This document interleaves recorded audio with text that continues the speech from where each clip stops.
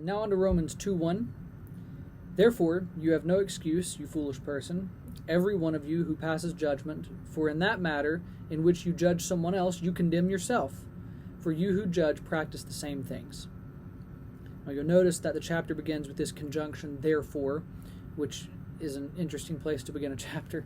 The conjunction connects ideas, which means it's going to be really hard to understand what Paul is saying here in chapter 2 without having tracked his argument up through chapter 1.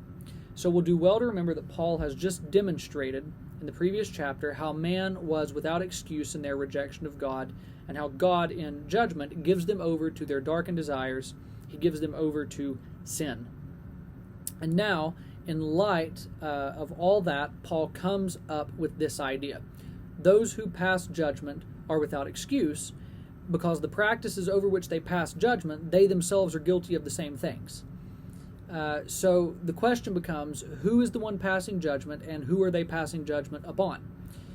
We want to be very careful here, because the tendency is to think that Paul is making some broad statement about people who judge others. But we need to remember that Paul is not talking in a vacuum.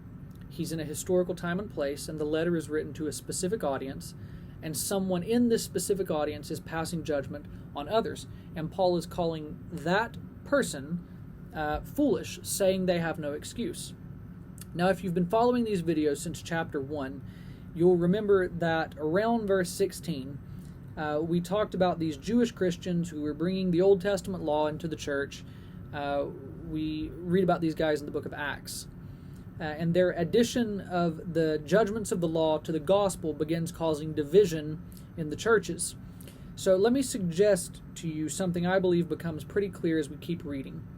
That these individuals who are passing judgment are these Jewish Judaizers in the church at Rome. This is the same group accusing Paul of being ashamed of the gospel. And if you're not tracking with that just yet, let's just keep reading. I think the issues in the church become quite clear as we go on.